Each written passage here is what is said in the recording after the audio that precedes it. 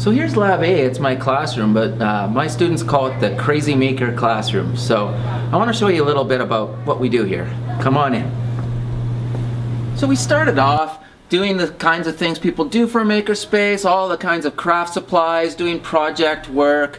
We bought in to the kind of stereotypical 3D printer idea. We did get a lot of use out of it.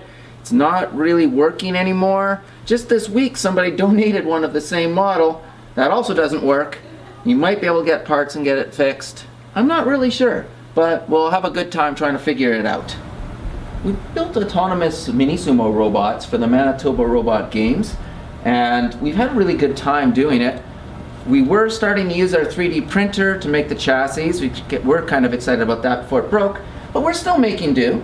We're just starting to cut up dustpans now, and they're doing a pretty good job as well. We use Arduinos for the brains, and we're having some really good time making our robots fight. So making isn't just about making physical things. Also, my students, we like to do things like record parody songs in our science class. I do have instruments so that they can record their own music to go with it. We have mixing software, DJ turntables, all sorts of things like that to just help them make music projects as well. Some of my grade 9s are actually starting to make a space shuttle simulator for their space unit, and we'll see how that comes together. They've got the wood, they've got all the parts, we have all the interfacing stuff that we need, so it should be interesting. These are the geckos that we use for genetic editing. We're using CRISPR to make them glow in the dark. No, we're not.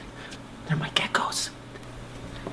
So, my students also like to make games. I've got lots of commercial educational games and things on topics that we learn, but I really want them to make their own. So we study game design and they make their own games to help us learn things because it's fun.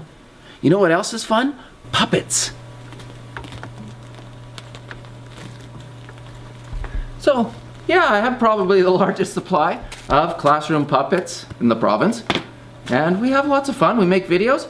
We're hoping to make a green screen so that we can actually video edit behind them too.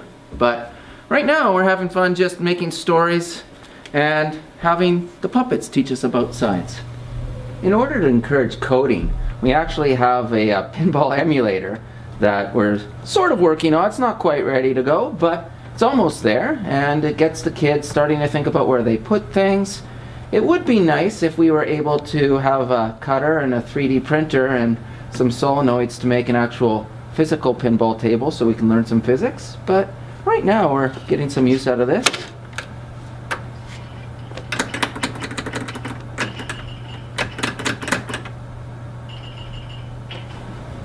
Most of our coding, though, is done for our robots and for game design. In order to help kids really get a feel of doing game design, we've made this kind of mock-up of an arcade machine.